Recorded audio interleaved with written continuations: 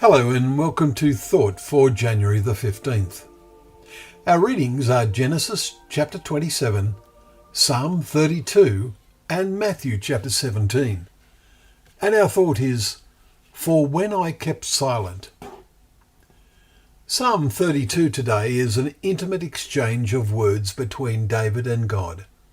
It is one of the most personal of all the Psalms, just 11 verses, but so powerful. The first 7 are by David, and the remainder God's response.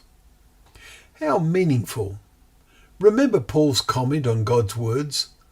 They were written down for our instruction and on who the end of the ages has come. 1 Corinthians 10 verse 11. We are surely living in the final end of the ages. The first verse declares in the psalm, Blessed is the one whose transgression is forgiven, whose sin is covered. David recognizes that the Lord counts no iniquity in the one in whose spirit is no deceit, we read in verse 2. His next words are, For when I kept silent, day and night your hand was heavy upon me, my strength was dried up. Verses 3 and 4. The world is full of deceit and efforts to avoid any penalty for wrongdoing. Does this influence us? Any sense of guilt is pushed out of sight, out of mind. But it is David who sets us the example. He says to God, I acknowledged my sin to you. You forgave my sin. You preserved me from trouble. You surround me with shouts of deliverance. Verses 5 to 7.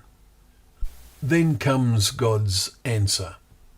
I will instruct you and teach you in the way you should go. I will counsel you with my eye upon you. Be not like a horse or a mule without understanding, or it will not stay near you. Verses 8 and 9. The Bible, so wonderfully preserved and so readily available to us, provides us with divine instruction. We have only ourselves to blame if we are without understanding.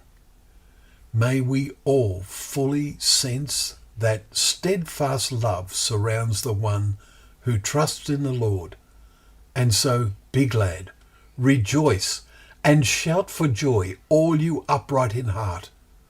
Verses 10 and 11. It is only when we keep silent that our hearts fail in uprightness. Well, thank you once again for joining us for Thought for the Day, where together we can open up the pages of God's Word, knowing that Word to be a lamp to our feet and a light to our path.